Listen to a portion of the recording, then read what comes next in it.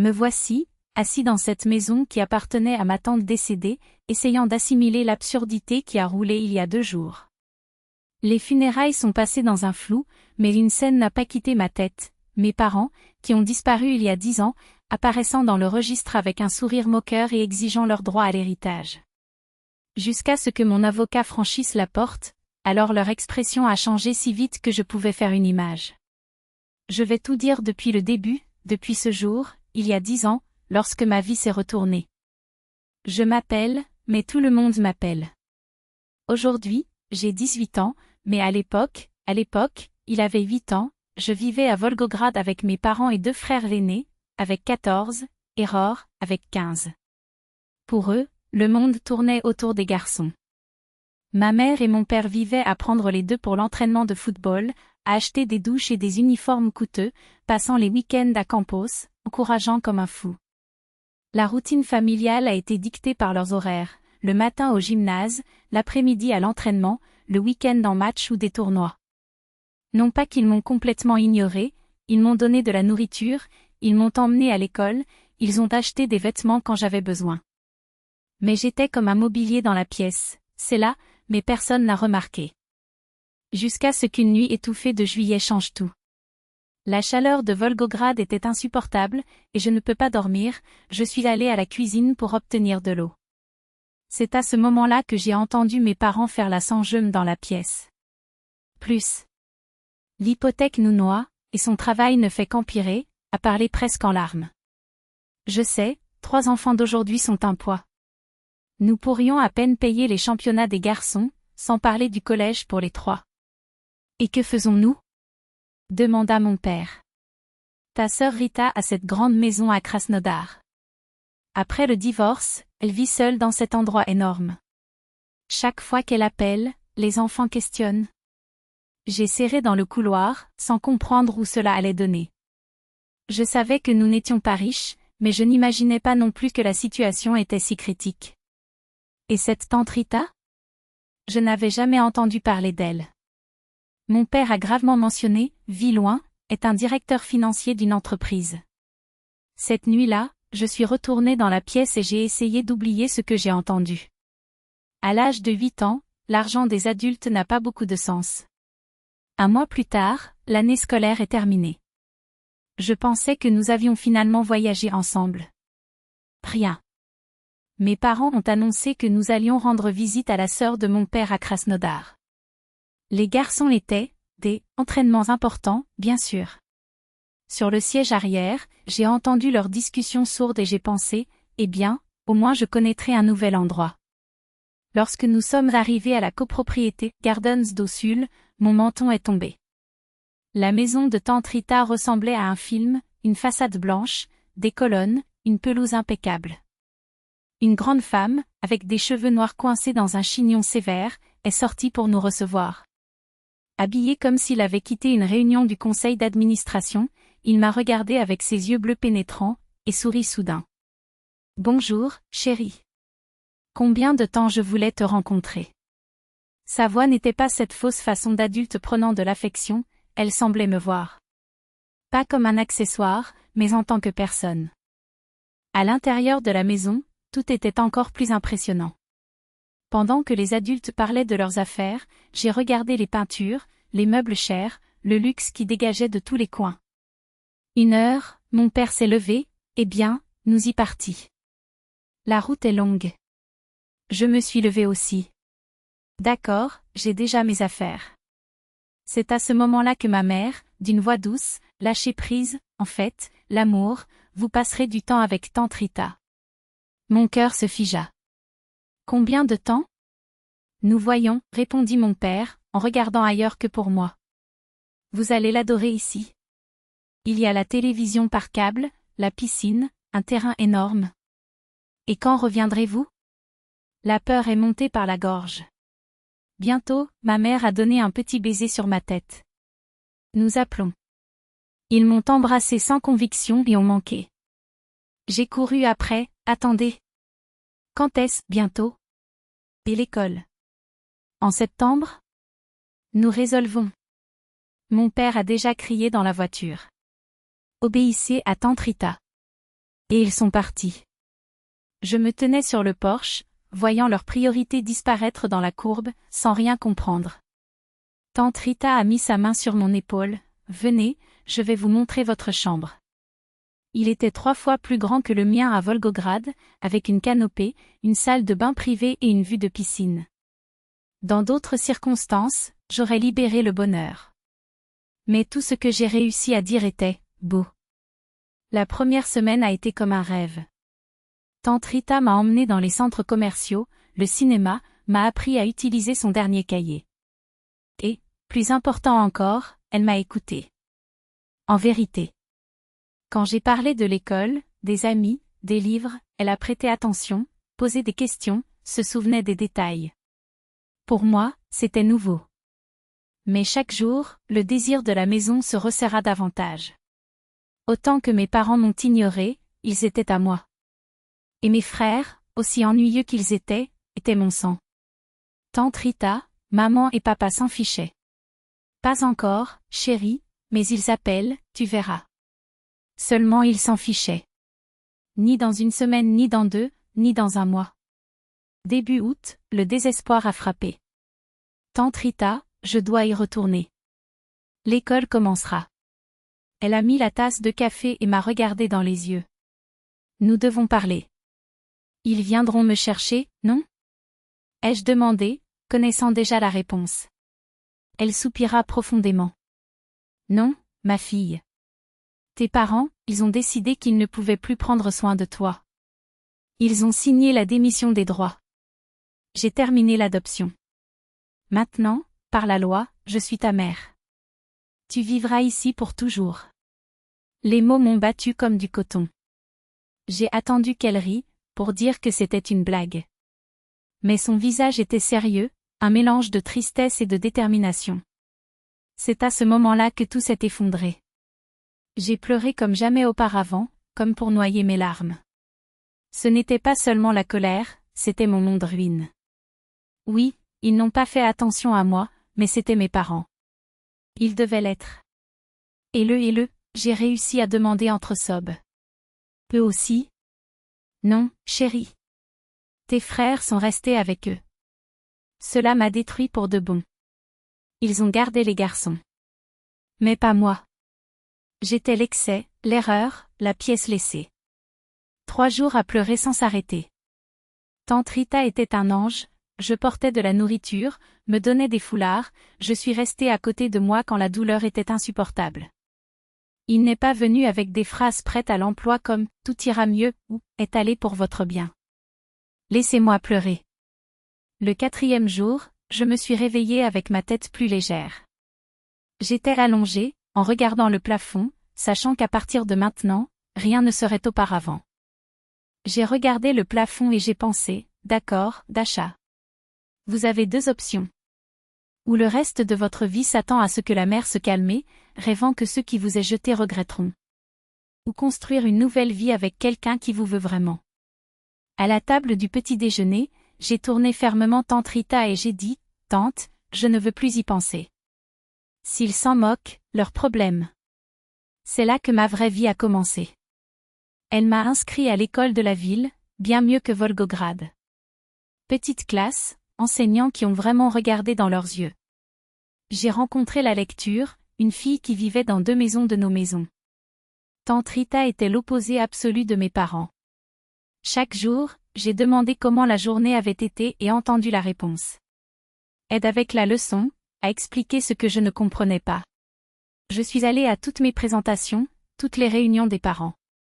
J'ai acheté des livres juste parce que j'ai réalisé que j'adorais lire. Elle a travaillé sur quelque chose de sérieux, directeur financier une grande entreprise. Parfois, je me parais du travail, car je m'occupais des chiffres, des investissements. Il m'a appris à économiser de l'argent, à planifier les dépenses. Fille, la liberté n'a pas tout, cela ne dépend de personne, a-t-il déclaré. Les années ont passé rapidement. J'ai pris des notes élevées, joué dans l'équipe de football de l'école, suivi des cours de piano. Nous avons créé nos traditions, nous avons cuisiné ensemble la nuit, nous avons regardé de vieux films le week-end. Elle m'a raconté des histoires de l'enfance de mon père, mais sur le Frère adulte, Mishka, pas un mot. Quand j'avais 14 ans, tante Rita m'a pris par surprise. Dasha, tu veux voir tes parents? Tes frères? Puis-je organiser? J'ai pensé pendant 10 secondes. Non. 6 ans sans appel téléphonique, sans carte d'anniversaire. S'ils avaient le regret, ils seraient apparus auparavant. Je voulais juste que tu saches, la porte est ouverte, répondit-elle avec un signe de tête. Et nous ne touchons plus jamais le sujet. La vie avec elle était bonne.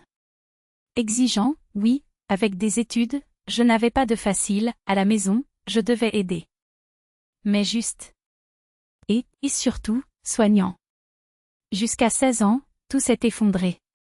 Tante Rita a commencé à perdre du poids sans raison, à se fatiguer avec quoi que ce soit. Au début, il a blâmé le travail. Jusqu'à ce que les examens révèlent le pire, le cancer. Agressif. Je me souviens de cette nuit, quand elle s'est assise avec moi sur le même canapé où, 8 ans plus tôt, je m'avais dit la vérité sur mes parents. Dasha, c'est une mauvaise nouvelle. C'est un cancer. Le monde s'est arrêté. Tu vas mourir? Je ne sais pas, ma chère. Mais je me battrai jusqu'au bout. Il a quitté le travail, axé sur le traitement. Et l'argent? La maison? Ne t'inquiète pas. J'ai des réservations. Et l'assurance maladie couvre tout. Réalisons. Les 2 années suivantes ont été l'enfer. Chimiothérapie, radiothérapie, aller et venue à l'hôpital. J'ai appris à vraiment cuisiner, à gérer la maison. Dès que j'ai enlevé mon portefeuille, je l'ai emmené aux séances. À 17 ans, le cancer s'est retiré. Nous respirons soulagés, nous gagnons-nous? Mais à mon 18e anniversaire, il est revenu avec tout. Nous célébrons à la maison, nous seulement tous les deux. Elle était trop faible pour partir, mais elle a regardé un gâteau et m'a donné le collier de ma grand-mère. Je suis très fière de toi, Dasha. Il est devenu dur, intelligent, bon. Cela fonctionnera. 2 mois plus tard, j'ai obtenu mon diplôme d'études secondaires. Elle était à l'hôpital, ne peut pas aller à la remise des diplômes. La lecture a tout tourné sur mon téléphone portable, nous avons passé un appel vidéo. Tante Rita a pleuré de bonheur lorsqu'elle m'a vu recevoir le diplôme. 1 mois plus tard, elle était partie. Il était à ses côtés dans le quartier. Il s'est simplement endormi et ne s'est plus réveillé. 53 ans. Quel âge a-t-il d'aller? Après les funérailles, j'ai été avalée par le vide. 18 ans. Une immense maison. Et pas de direction. Qui m'a sauvée était Olga Stepanovna, amie de tante Rita depuis l'université. Elle s'est occupée de tout, Wake, a appelé les connaissances. Nous devons avertir votre père, a-t-il déclaré. Il est le frère de Rita. Vous qui appelez. Je ne lui avais pas parlé depuis une décennie. Elle a mis le vivo. Après quelques touches, il a répondu. Bonjour, Mikhaïl? C'est Olga Koslova, amie de sa sœur. J'appelle avec une triste nouvelle. Margarita est décédée hier. Ok, je comprends. Les funérailles seront samedi, à 14 h, dans l'église de la Nativité, à Krasnodar. Je peux envoyer l'adresse. Samedi, ça ne peut pas. Mon fils aîné a une promotion au travail. Toute la famille vient, tout est prévu depuis des semaines. Olga et moi avons échangé un look incrédule. Désolé, tu viens de dire que tu ne viendrais pas aux funérailles de ta sœur à cause d'une fête? Ce n'est pas une fête. C'est un événement important pour Kirill. Il s'est suicidé pour travailler pour cela. Rita comprendrait, la famille d'abord. La voix d'Olga se figea. Rita était aussi sa famille. Bien sûr, mais elle est partie. Nous devons penser aux vivants. De plus, Dasha est déjà adulte, se rend compte seule. Olga a raccroché. Désolé, ma chère, dit-il en me regardant. Je ne suis pas surpris. Que attendre d'autres d'eux? Les funérailles étaient magnifiques. Une 50aine de personnes sont venues, collègues, amis, fidèles de l'église. Olga a fait un beau discours. J'ai aussi dit en tenant les larmes de toutes mes forces. 2 jours plus tard, toujours assis dans ce vide, essayant de comprendre quoi faire, vendre la maison? Entrer à l'université? Tante Rita et moi avions parlé d'études, mais rien de concret. Le 3e jour, le notaire a appelé, le testament sera lu demain. J'ai pris les documents et je suis allée. Il s'attendait à lui et à une procédure bureaucratique. Mais quand j'ai ouvert la porte, mon sang a gelé. Mes parents et mes frères étaient là. Assis, souriant, comme si de rien ne s'était passé. Salut, Dasha. Ma mère s'est levée, comme si os me serre. J'ai reculé. Que faites-vous ici? Mon père s'est installé dans le fauteuil, croisant les jambes comme s'il était à la maison. Nous sommes venus vous voir. Bien sûr, nous nous sentons beaucoup pour votre perte. Les frères se sont assis à côté, regardant autour de lui comme des évaluateurs, les diplômes sur les murs, les dossiers sur l'étagère. Pas mal, hein? Dit Kirill, passant sa main à travers la table. Tout ici est le premier monde. Nous sommes venus vous soutenir. Ma mère s'est jetée sur le canapé comme si elle était propriétaire de l'endroit. Tu ne peux pas être seule à un tel moment, fille. Et où étiez-vous il y a 3 jours? Dans les funérailles? Ah, Dasha, tu sais, c'était la fête de Kirill. Tout était déjà payé, toute la famille est venue. Nous n'allions pas annuler. Elle haussa les épaules. L'important est que nous sommes ici maintenant. Nous voulons prendre soin de vous. J'ai ri pour la première fois depuis la mort de tante Rita. Se soucier? Sérieux? Et où étiez-vous au cours des 10 dernières années? C'est différent, elle balbutia. Vous avez vécu avec Rita. Elle a pris soin de vous. Maintenant qu'elle est partie, vous avez besoin d'une vraie famille. C'était ma vraie famille. Igor interrompu, impatient. Plus de drame. Nous savons pourquoi nous sommes ici. Vous avez tout hérité, n'est-ce pas? Qu'est-ce que tout? Kirill sourit, ironique. Ce n'est pas seulement la maison, Dasha. Sont les comptes. Millions. Ce n'est pas un jouet pour une fille de 18 ans. Mon père hocha la tête, vraiment. En tant que frère de Margarita, j'ai droit à la moitié. C'est juste. Elle m'a tout laissé. Contestions la volonté, a déclaré mon père froid. Et vous, vos yeux m'ont réparé, vous apprendrez que l'argent sans famille ne vaut rien. Vous êtes juste un enfant, pas prêt à faire face à cet argent, ma mère secoua la tête, comme si sa préoccupation était authentique. Mais ses yeux brillaient de faim que même le meilleur acteur pourrait déguiser. Nous sommes vos représentants légaux. Aidons-nous à gérer ce bon héritage. Ils ont échangé des regards, une chorégraphie répétée du mensonge. Chaque mot ressemblait à une affection empoisonnée, chaque geste comme un piège en velours. Sortir. Ma voix est sortie bas, mais ferme. Maintenant. Ne sois pas ridicule, Daa, mon père a frappé la table avec ses doigts, le son résonnant comme un avertissement. Vous avez besoin de nous. Je n'ai besoin de rien de toi. Ma mère s'est levée d'un saut, le masque de mère inquiet glissant pour révéler la frustration brute en dessous. Vous ne vous rendra pas compte seul. Il n'y a pas d'expérience, il n'y a personne. J'ai serré mes poings jusqu'à ce que les ongles s'écrasent entre leurs mains. Seul. Ce mot faisait moins mal que leur hypocrisie.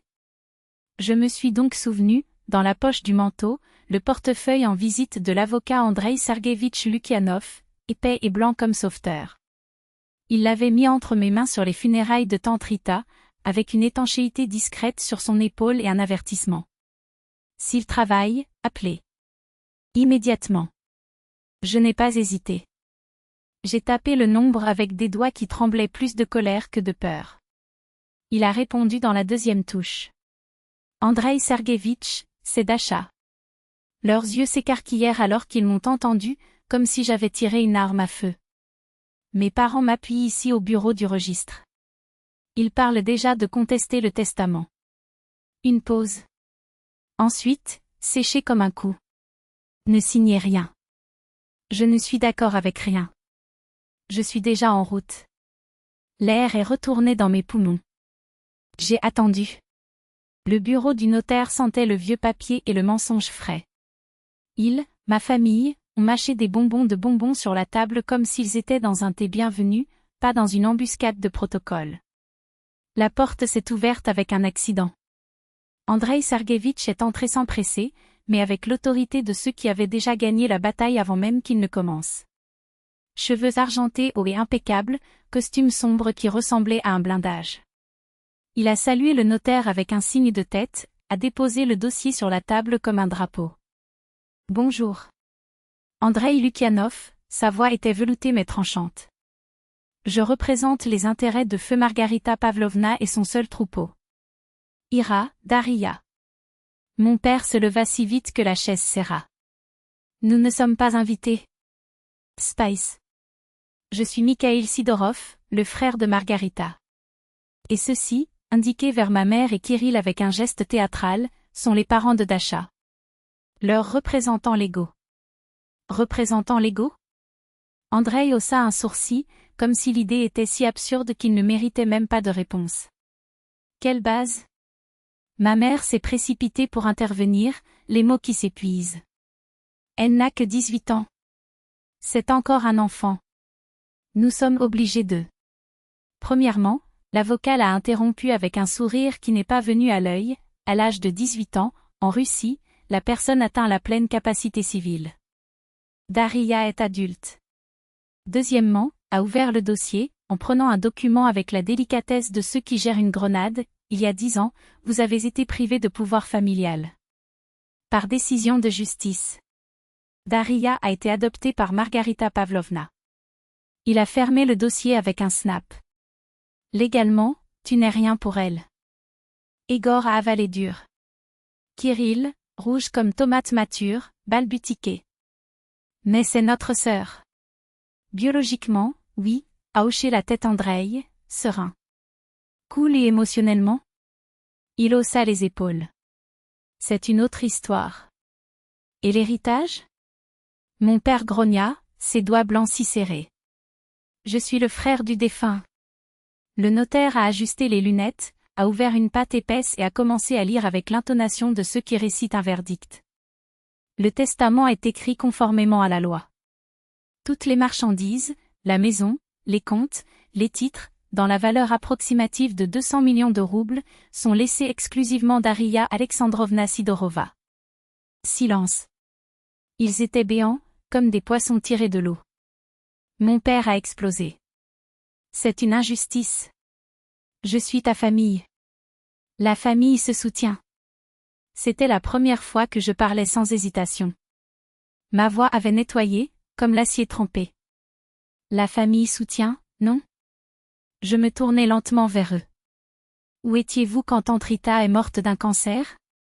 Où était-il quand je l'ai transportée dans mes bras vers les chimiothérapies, quand je lui ai tenu la main au dernier soupir? Ma mère gémit. Nous ne savions pas. Ils ne savaient pas pourquoi, dans 10 ans, ils s'en fichaient une fois. Ils avaient le temps d'être une famille. Ils ont choisi de ne pas l'être. Le notaire a fermé le dossier avec un coup sec. Selon la loi et la volonté, Daria est la seule héritière. Les autres n'ont aucune base juridique pour les plaintes. Andreï complétait, glace. Et s'ils insistent pour le poursuivre, nous entrerons avec une action par invasion de la vie privée et de la coercition. Il sourit sans joie. Je conseille de ne pas aggraver la situation. Le silence qui a suivi était si dense que vous pouviez couper avec le couteau qu'ils aimeraient clouer sur le dos. Ils sont sortis dans un pack, frappant à la porte avec la force de ceux qui le savent perdu, mais n'ont pas encore abandonné. J'ai regardé par la fenêtre pendant que leur voiture déchire, levant de la poussière. Probablement déjà planifié le plan B sur le chemin du retour à Volgograd. Merci, a déclaré Andreï Sergueïvitch. Il n'a pas souri. Il n'y a rien. Mais, ses yeux ont trouvé les miens, ce n'est pas fini. Et il avait raison. Parce que lorsque l'odeur de l'argent est dans les airs, les gens tournent des bêtes.